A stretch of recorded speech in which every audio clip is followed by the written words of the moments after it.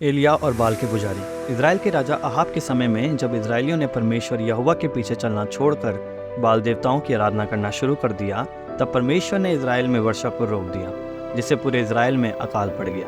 तीसरे वर्ष में यहोवा ने अपने दास एलिया से कहा कि जाकर अपने आप को अहाब को दिखा और मैं भूमि पर मैं बरसा दूंगा। यहोवा की इस आज्ञा के अनुसार एलिया ने किया।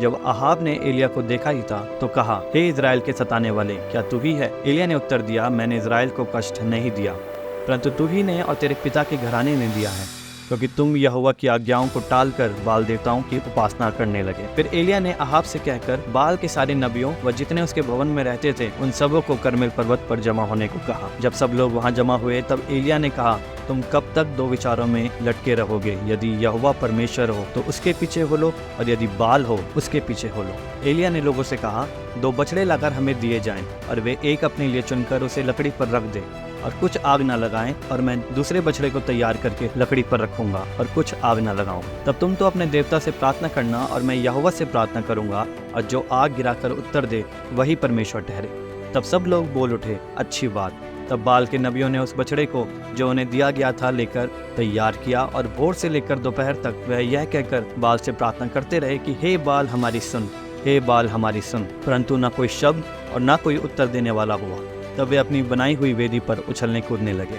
दोपहर को एलिया ने यह कहकर उनका ठट्ठा किया कि ऊंचे शब्द से पुकारो, वह तो देवता है, वह तो ध्यान लगाए होगा, या कहीं गया होगा, या यात्रा में होगा, या हो सकता है कि सोता हो और उसे जगाना चाहिए। और उन्होंने बड़े शब्द से पुकार पुकार के अपनी रीति के अनुसार छुरियां और बर्छियों से अपने आप को यहाँ तक घायल किया कि लहूलुहान हो गए, परंतु कोई शब्द सुनने ना पड़ा। तब एलिया ने जो वेदी यहोवा की टूट गई थी उसकी मरम्मत की, और 12 पत्थर लेकर यहोवा के लिए वेदी बनाई, और उसके चारों ओर एक बड़ा गड्ढा खोद दिया। फिर उसने उसमें इतना पानी डलवाया जिससे सारी लकड़ी क्या बछड़े के भीतर भी पानी भर गया था, यहाँ तक कि पानी बहने भी लगा।